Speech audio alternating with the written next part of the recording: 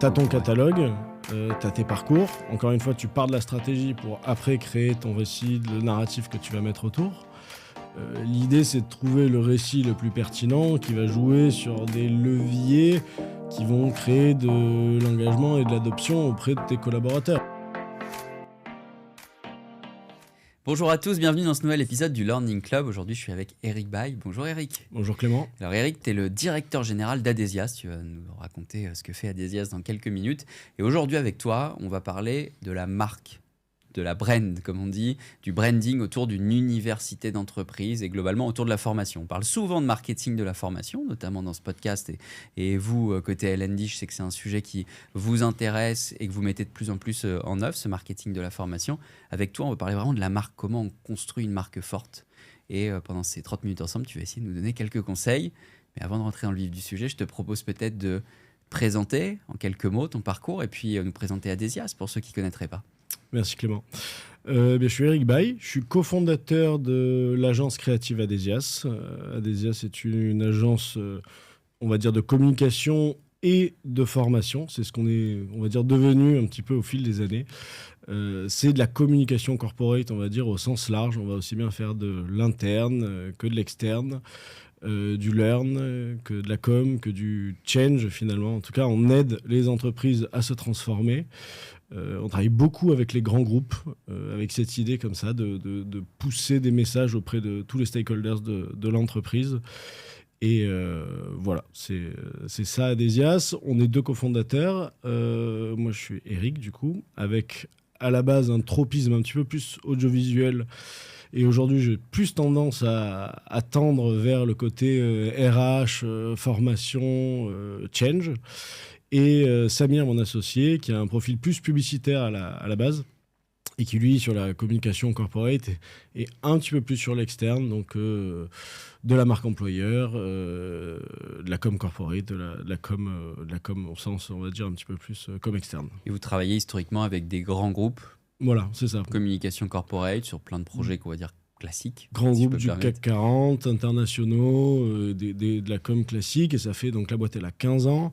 Et ça fait 10 ans maintenant qu'on est rentré dans le monde de la pédagogie et de la formation, qu'on s'est entouré d'ingénieurs pédagogiques et de tout un tas de métiers comme ça pour accompagner les... Et alors, comment c'est venu ? Parce que c'est assez rare des agences de com qui... vont sur la com dans le learning. On a toujours été une marque, on a toujours été une entreprise qui faisait de la communication, on va dire, corporate. Notre première signature, c'était expliquer simplement des concepts complexes. Donc on a eu cet ADN pédagogique très vite. Et puis un jour, on a réalisé qu'on pouvait traiter des sujets plus importants qu'expliquer simplement des concepts complexes en 3 minutes. Qu'avec de l'interactivité, on pouvait aussi engager l'interlocuteur en face. Et on a commencé comme ça à travailler sur des formats interactifs un peu plus longs qui nous permettaient de poser aussi un petit peu une narration, des scénarios et venir comme ça travailler autour de cette transdisciplinarité de nos talents qui sont, on va dire, l'audiovisuel, la pub, la pédagogie et comme ça de créer des aventures pédagogiques, des serious games qui atteignent des forts taux d'engagement en utilisant les recettes finalement qu'on utilise dans la communication mais pour la formation. C'est comme ça qu'on a commencé, en faisant du coup des e-learning, on en fait toujours énormément. Et aujourd'hui, on prend un petit peu plus de hauteur, on accompagne aussi nos clients sur du coup, on va dire la com un petit peu plus globale des services de formation, ce qu'on appelle aujourd'hui la marque université, mais qui est finalement, comme tu dis, le branding d'un service de formation ou le branding des académies. Enfin, après, tout le monde a sa nomenclature sur le sujet. Et c'est vrai qu'on parle beaucoup de marque employeur dans le monde des RH et du L&D, de la formation, mais moins de la marque université. Et toi, ta conviction, c'est que ça va devenir un sujet stratégique et que c'est important pour engager d'avoir une marque forte. Exactement. Un peu comme de manière générale, quand on suit une marque. On s'est aperçu avec les années, ok, il y a ta marque. Ensuite, elle a des attributs, donc les attributs d'une marque, la plateforme du marque, c'est toujours la même chose, c'est quelle est la vision, quelle est sa mission, ses valeurs, ses objectifs, ses preuves, etc. Donc ça, c'est ce qui va définir ta marque.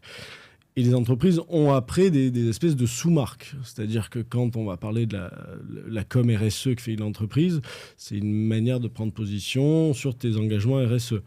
La marque employeur, derrière, il y a tout un tas d'attributs.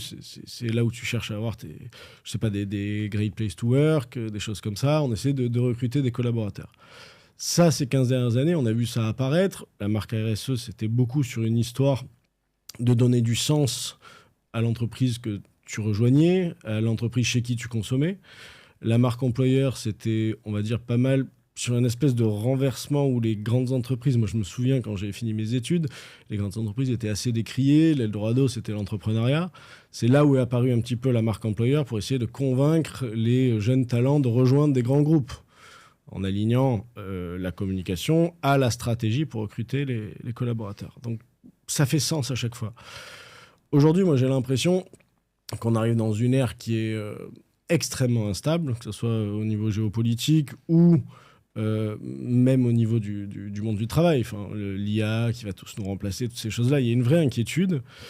Et je pense qu'on garde cette volonté de rejoindre des entreprises qui ont du sens, d'aller dans des endroits où tu ne vas pas te faire broyer. Donc là, je t'ai parlé par exemple de la RSE et de marque employeur.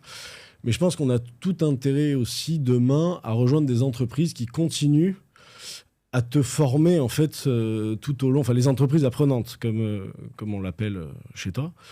Et c'est cette idée, c'est comment tu crées une entreprise apprenante, comment tu crées une marque université pour donner envie de te rejoindre, mais aussi donner envie aux collaborateurs de rester chez toi. Je me souviens, c'était chez Thales, j'avais la patronne du learning à l'époque, qui disait que l'idée c'était de garder les collaborateurs au top du marché de l'art, de ce qui existe dans ton métier, de manière à ce qu'ils soient employables partout ailleurs finalement. Donc c'est relativement contre-intuitif, mais que finalement ils restent quand même chez toi parce que c'est ici qu'ils resteront au top du marché de l'art, tu vois. Et cette espèce de promesse donc de pouvoir se former et de rester au top, je pense que c'est quelque chose qui va être extrêmement important à l'avenir, parce qu'on ne sait pas de quoi demain sera fait. Et si tu es dans une entreprise qui continue à faire de toi ce qui se fait de mieux, tu restes employable et tu restes finalement, on va dire, un petit peu maître de ton destin professionnel. Et alors, en t'écoutant, je me mets à la place d'un responsable formation. On va prendre deux cas. Le premier cas, c'est le responsable formation qui est dans son entreprise et qui se dit, moi, j'ai pas de marque université, j'ai pas d'académie. L'entreprise soit très grande ou plus petite. On va plutôt s'adresser là aux entreprises de taille intermédiaire qui parfois n'ont pas encore cette démarche qu'ont les grands groupes. Par quoi je commence? Je crée un logo, je trouve un nom, je mets des contenus que je market. C'est quoi un peu les étapes et les conseils que tu pourrais donner? Je pense qu'il faut déjà commencer par vraiment poser une stratégie de formation. Parce que finalement, toutes les entreprises font des choses totalement différentes. Je veux dire, tu as reçu Julie Tinez de Thales, d'ailleurs, qui parlait des 36 académies dans son entreprise. C'est quelque chose qu'on ne retrouve pas forcément ailleurs. Dans une grosse PME industrielle, il y aura peut-être toute une manière de faire et de savoir-faire et de savoir-être qu'il faut arriver à caractériser. Donc je pense qu'il y a d'abord une introspection à faire sur la stratégie, où tu alignes tes humains, tes compétences et tes process, j'imagine.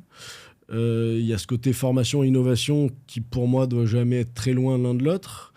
Et une fois que tu as ces 5 éléments-là, c'est là où j'aurais tendance à dire qu'il faut faire appel à des communicants, telle une psychothérapie, c'est pas mal de ne pas le faire tout seul, mais avec cette idée de venir t'aider à dire, OK, ça c'est la stratégie, moi tout de suite, il y a ça, ça et ça qui me parlent, commencer à tirer les éléments clés, comme ça, les insights, et trouver comment on construit un message, un récit pour arriver à trouver ta marque université. Qu'est-ce qui fait que chaque fois que le prochain entretien que tu vas avoir, tu vas dire, au fait, chez nous, c'est comme ça qu'on monte en compétences, c'est comme ça qu'on est organisé. Et en fait, voilà, il y a une marque à l'intérieur de l'entreprise qui te permet d'être en confiance sur le fait de continuer à progresser tout au long de ton parcours dans l'entreprise. Et c'est quoi les meilleurs exemples que tu as vus, si tu en as à citer?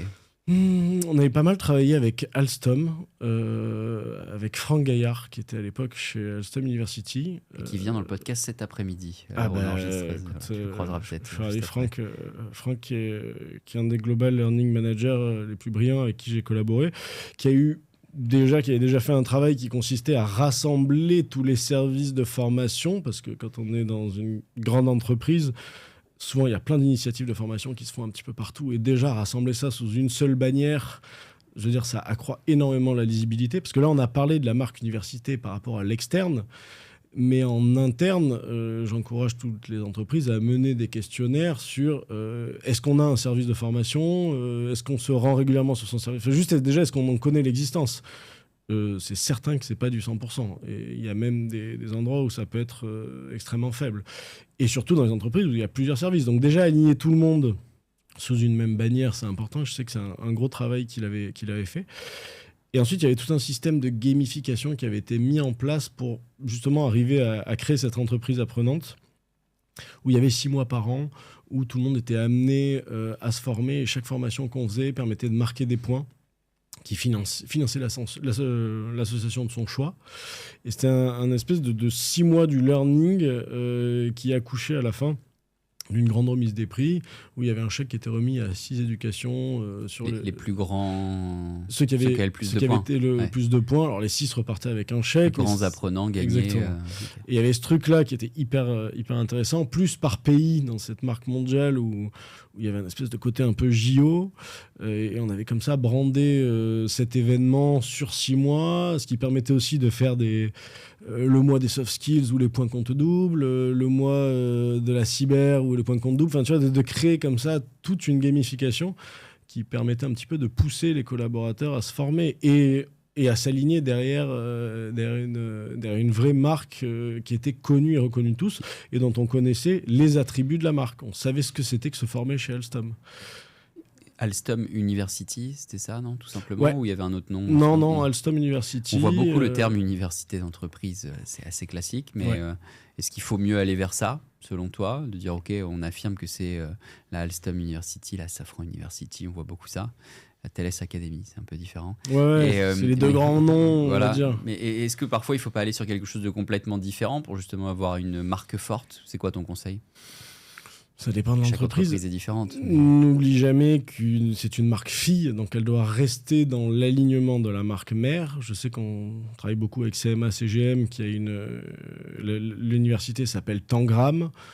C'est un endroit qui est ailleurs que dans la tour CMA CGM. Et il y a une vraie volonté de se différencier, d'être sur quelque chose d'assez digital.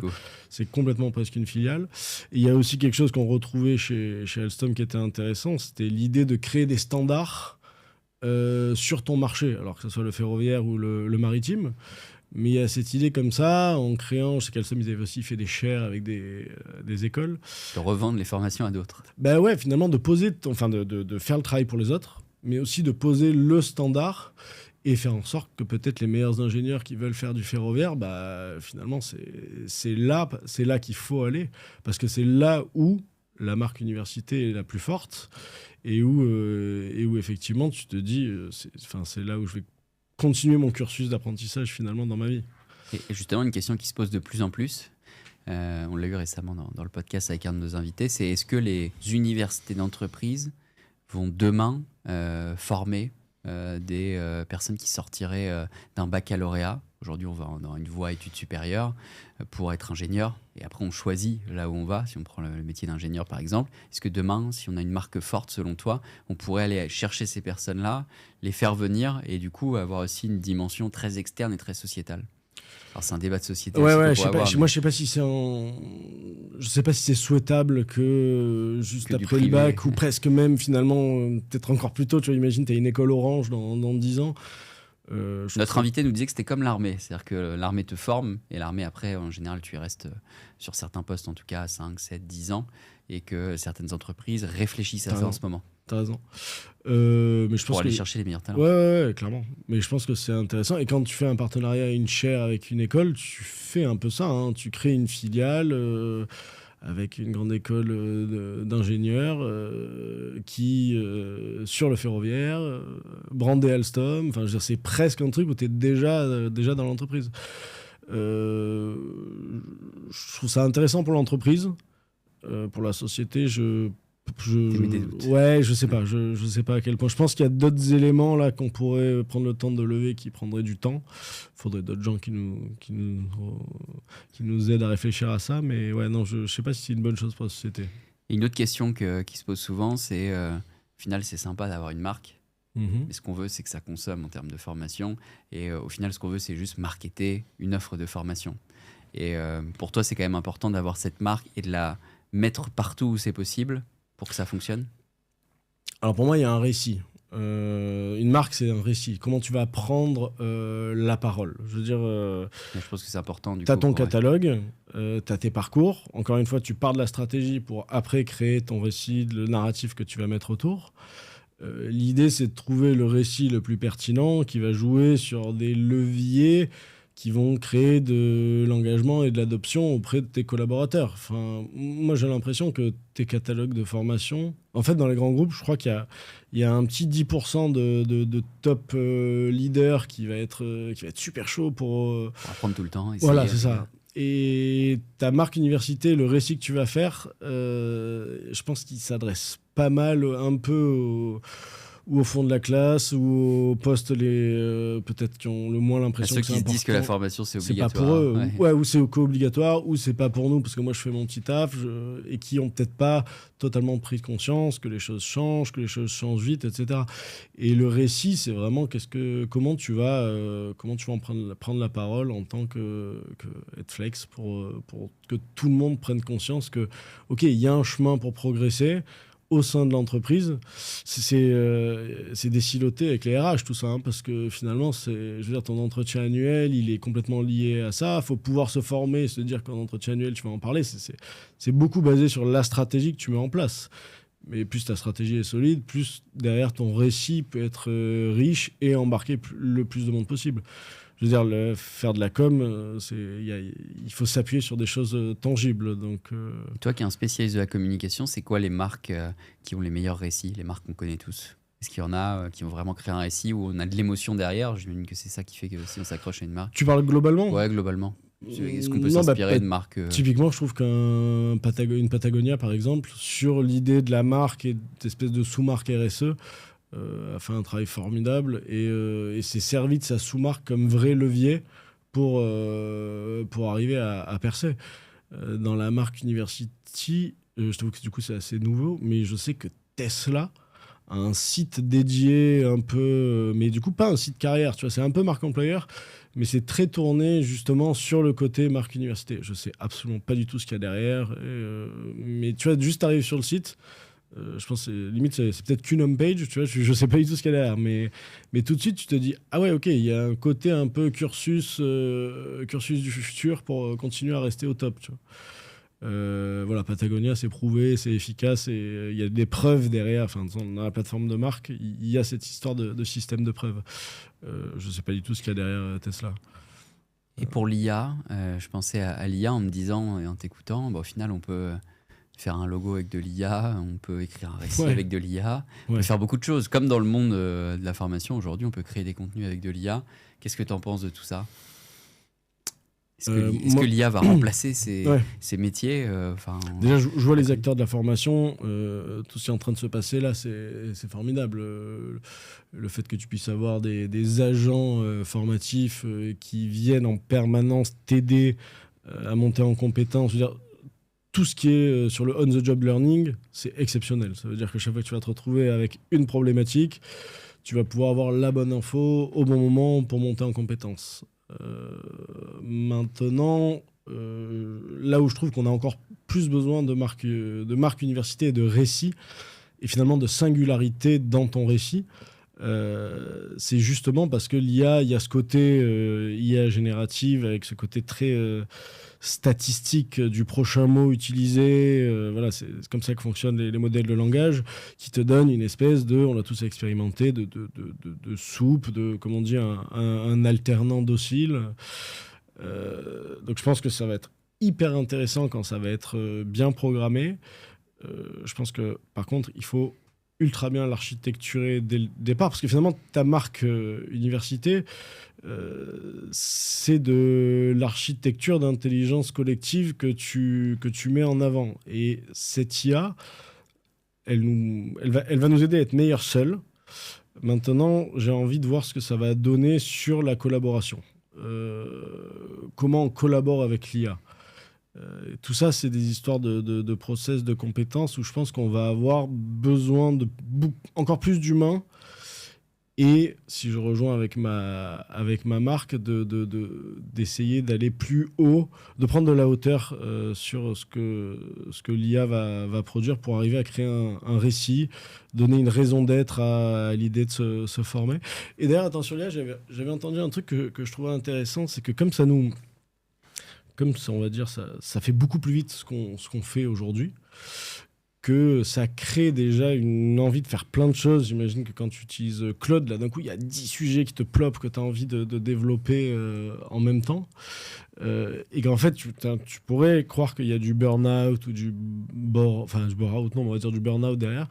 Mais les études disent que ça peut créer surtout du désengagement. Parce que finalement, tu t'aperçois que tu peux faire en 10 minutes quelque chose qui te prenait 3-4 jours à faire et qui a un côté à quoi bon, tu vois, genre toujours après dans l'idée est-ce que je vais être remplacé, est-ce que je vais pas être remplacé. Et je pense que toi et ton top management d'entreprise, il n'y aura pas de souci à se dire ok, l'IA c'est un outil et je l'utilise. Donc en fait, tu vas chercher à te former, tu vas chercher à progresser. Comment tu arrives à avoir dans ta marque université un récit assez fort pour toucher tes 100 000 collaborateurs et toujours ce qu'on disait, tes 10-20% des gens qui se sentent le moins concernés, qui font leur taf et qui se disent de toute façon je vais pas progresser de ouf dans la boîte. Donc comment tu arrives à eux leur faire comprendre qu'il faut se mettre à la page, qu'il faut rester à la page, etc. Et ça, avec le patron de la formation Doctolib juste avant toi, ouais. et il disait que c'était une solution pour que tout le monde devienne en quelque sorte manager. Aujourd'hui, on peut pas tous, clairement. beaucoup veulent encore devenir manager, même si c'est un peu moins le cas dans ce qu'on lit auprès des jeunes générations.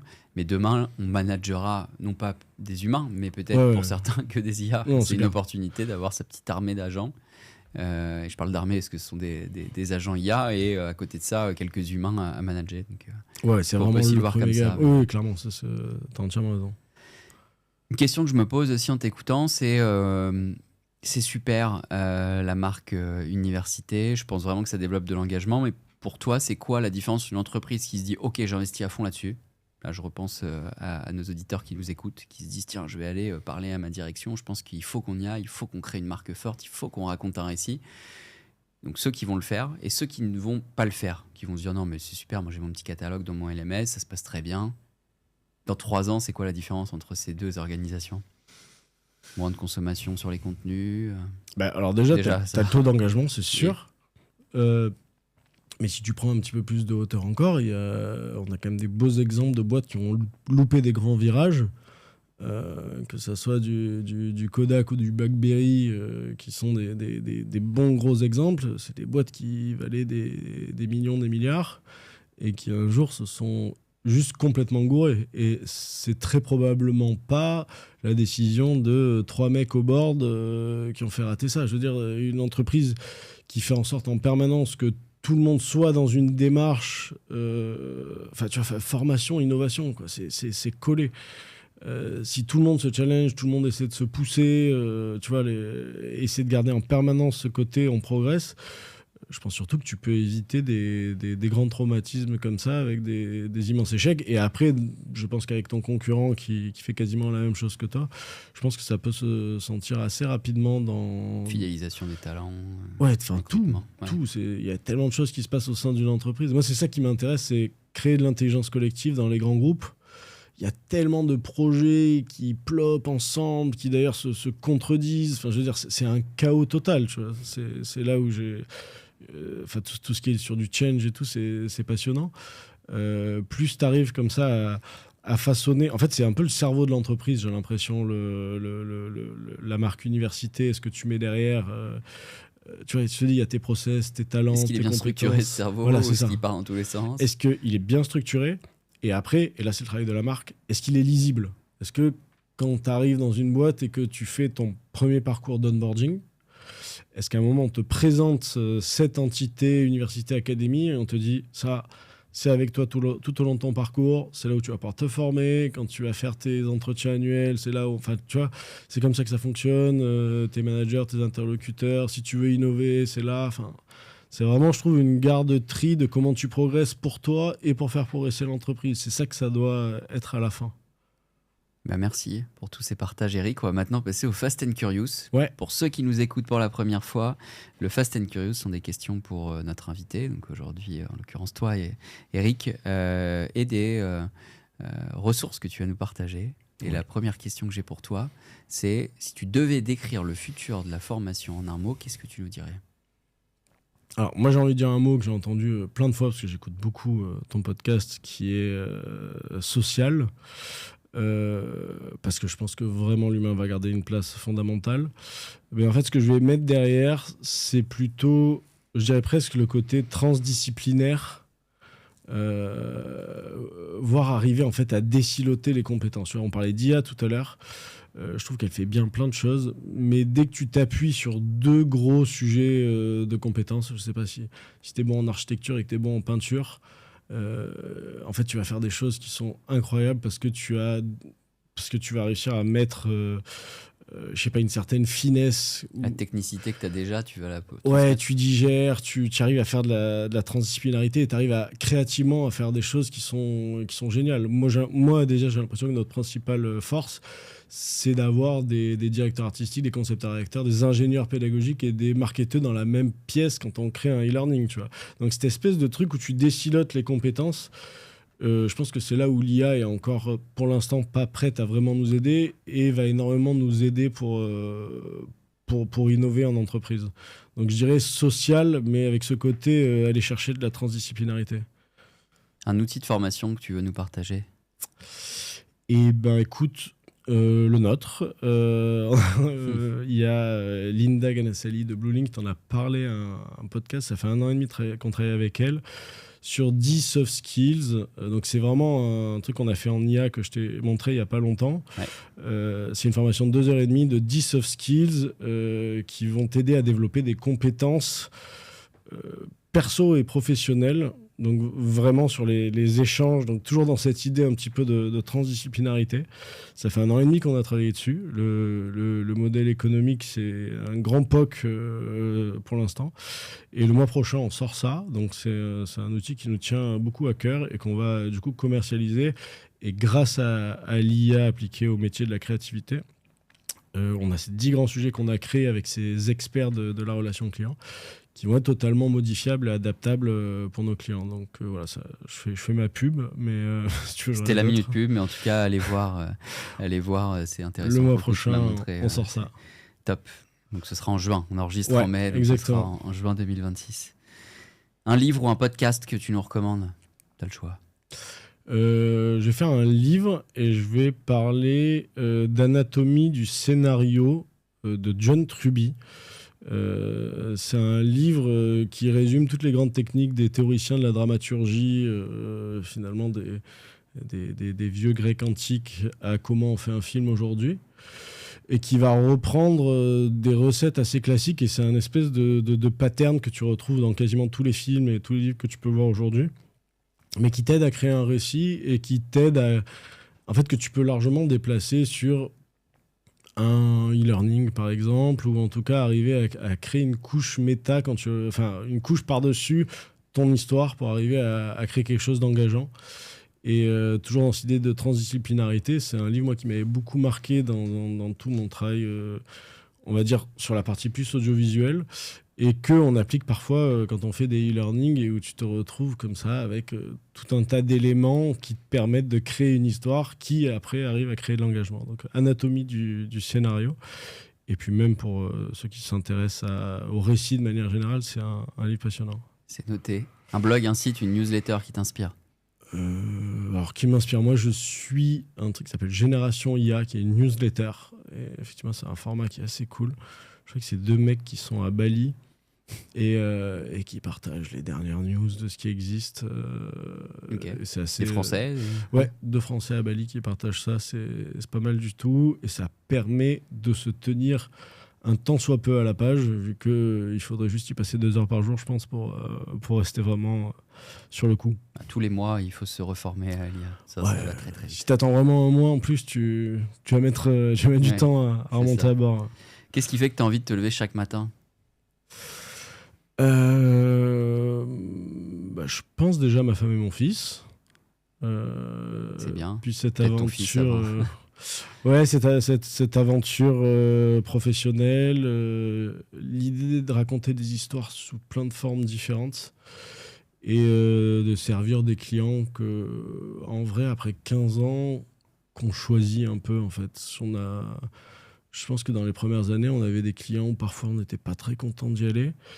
Et je ne sais pas si c'est l'idée de faire de la com avec de la pédagogie, mais aujourd'hui, on a que des projets qui ont du sens, avec des clients qu'on aime. Donc ça, c'est un plaisir de les accompagner comme ça, à designer leur idée et à la propager.